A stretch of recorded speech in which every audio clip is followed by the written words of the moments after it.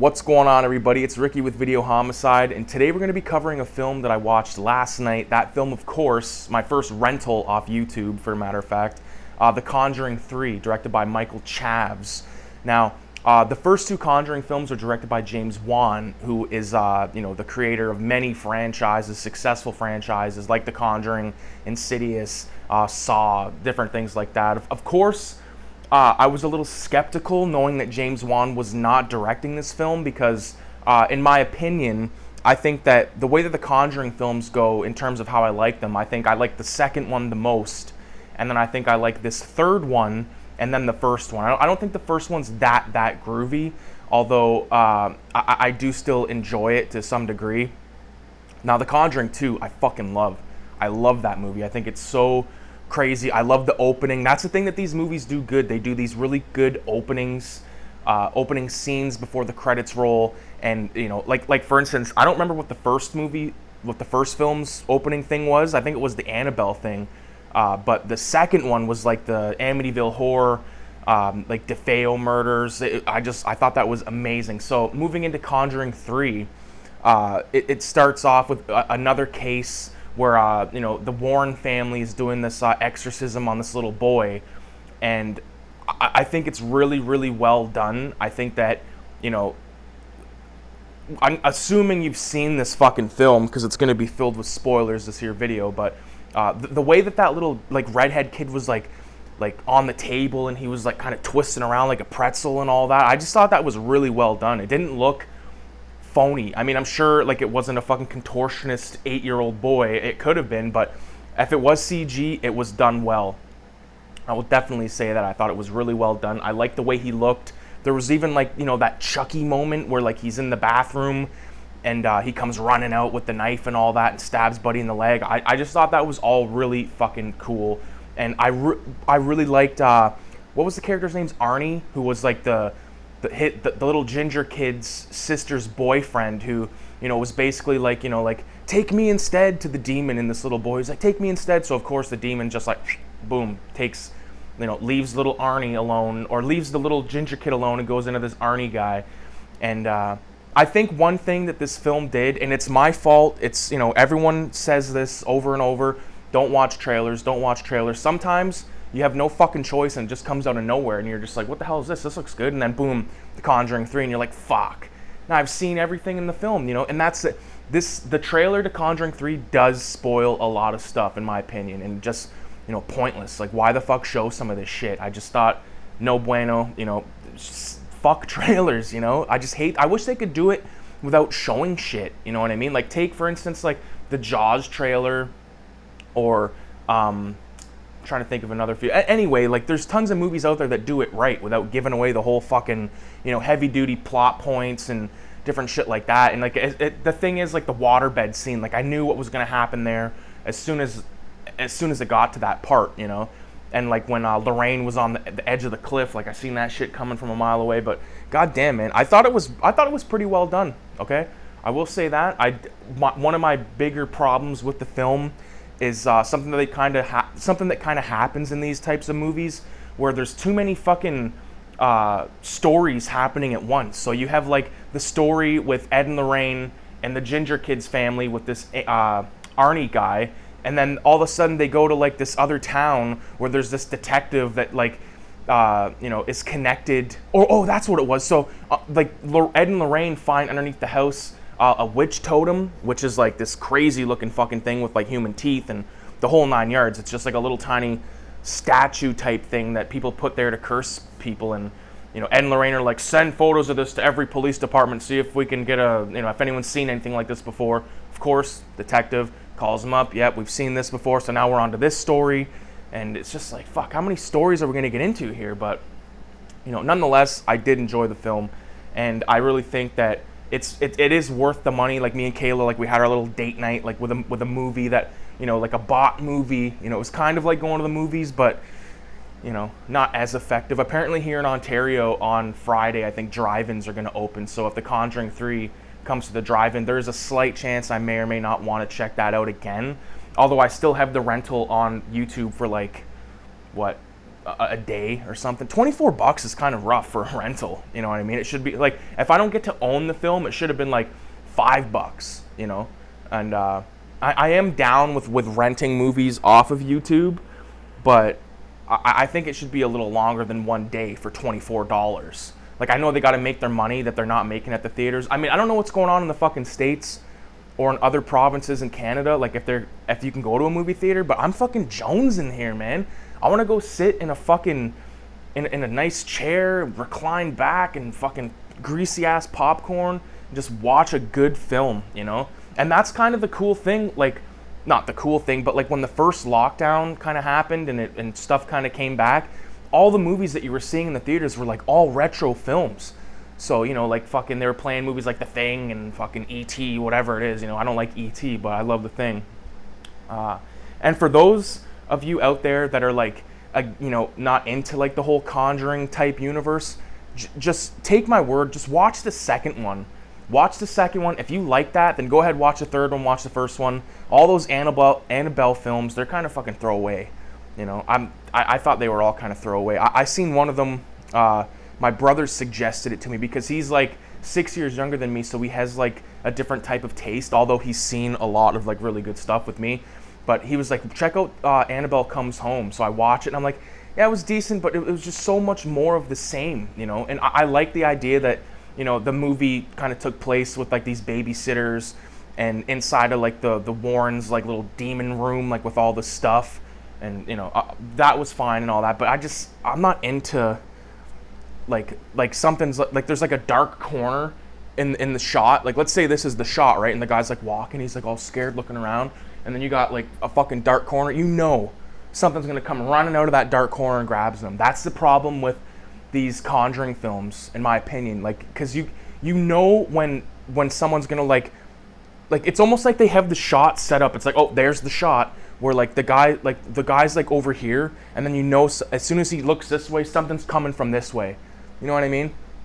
But it happens, and I mean, as long as horror films are still coming out at rapid volume, which they kind of are. I mean, there's a lot of shit. All right, a lot of shit. I think anyone can agree that when you go on websites like Tubi, Netflix, whatever else there is, there might be, let's say there's 100 films, there's 5 good horror films, and the rest are all fucking shit made with like shitty acting, all that kind of stuff. I'm the type of person that if a movie's called like the fucking Curse of, or like, you know, the Revenge, or maybe not the Revenge, but, you know, I'm trying to think of an example, like those Ouija fucking films, like they're all a dime a dozen.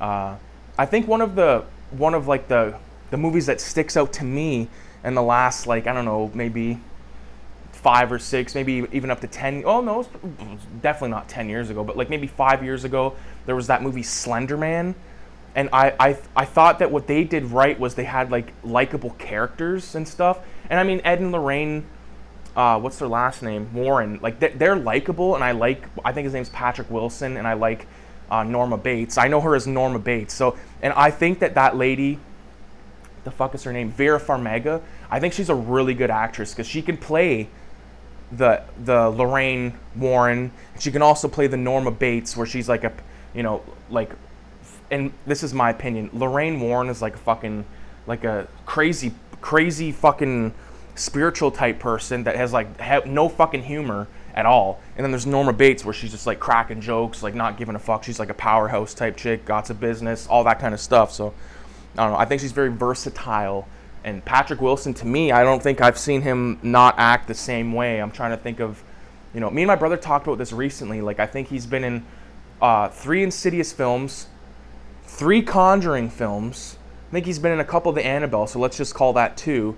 And then that's all I can think of. But they're right there. That's fucking, I had to count on my hands. That's 8 movies within like 2 franchises that he's like the exact same in all of them. But I don't know, I dig him. And same with, like, to get to the Insidious films real quick, I did enjoy, I believe it was the second one where they unveil that the woman in black or whatever it was actually like a guy that was like, you know, mistreated by his mom when he was a kid, and there's like this whole backstory. Like, I like that. I love when there's a lot of backstory that the people have to figure out. You know what I mean? Like, I love like in Conjuring 3, I love that like witch totem, but I wanted way more of that. I want to see that for like, I want to see them like go, what the fuck is this? Like for like 25, 30 minutes and just delve into it. Another thing, the movie was short, coming in under 2 hours, which, you know, a lot of people would be like, thank God. But for a movie like this, like you want, like I want a lot of exposition, and I can't it obviously wasn't this film, but maybe it was the Annabelle film I recently watched, but I could have sworn that there was this like devil head, like a demon that had like, you know, classic demon with the horns and all that. If anyone knows if that was Annabelle or if I'm just making shit up, let me know in the comments, because I really like to check at least those scenes out again. I love demons, and that's one thing that these Conjuring films do right. They have a lot of really cool, unique demons. Once again, with the second film, there's the Valak, the nun. There's the crooked man. There's the old man in the couch. But it all takes place with like the same story. It's not jumping all around like Conjuring 3. But I don't know. I'll leave you guys to form your own opinions and stuff. But that's what I thought. So definitely check out the film. Maybe wait for it to come down, because I honestly don't think it's worth $24.99, probably US dollars, so my PayPal account's gonna get fucked there. But you know, for like a fun little date movie night when we haven't been able to do shit, it was great. So even Kayla loved it too, and she's very like, I'd love to get her like in a video, like us like talking about movies or something, because she's very much about like practical effects, no bullshit kind of stuff. And she was like, wow, this is cool. And of course we were like on edibles when we watched this movie, I'm not gonna lie. But it was like the first like little opening scene, we were like, this is fucking cool. And then it just kind of, it didn't go downhill, but it just like kind of went like this, and then it just kind of like teetered down like that, you know. So not a waste of time or anything like that whatsoever, but definitely could have went with a little more, you know, talk about that witch totem. And you know, feel like sometimes they just miss a couple of opportunities. But then again, that's also me like talking from a point of view, like I didn't make this movie, you know, like this movie was made for us to watch, and with that you got to take it as you get it, you know what I mean? Because, you know, sitting there saying like, I would have done this, I would have done that, I would have done this, like we can do that till the fucking cows come home. It's not going to change what happened in the film. So yeah, man, with that being said, I appreciate everybody for watching. Stay tuned for more videos, because they are coming. As a matter of fact, I have proof. I have been watching a lot of movies, but instead of making like sort of individual videos talking about them, I've just been writing them down. Let's see if we can see this. It's so fucking bright. Hold on. Like, see right here? So there's my list of movies. So I plan on making like, you know, I'm going to sit down, have like my fucking camera in front of me, and total like almost like a solo podcast just talking about these movies. I think it's going to be really fun. So yeah, with that being said, thanks for watching. Check out the Teespring account. There's a lot of new shit on there. You can, you know, there's shirts, sweaters. You won't need a fucking sweater right now, I'll tell you that. Especially if you're in Ontario, it's hot as shit. But I think there's water bottles, coffee mugs, little like pencil cases you could put like your fucking dope in, or like literal pencils, cash, stash, whatever, cash, stash, or grass, I don't know.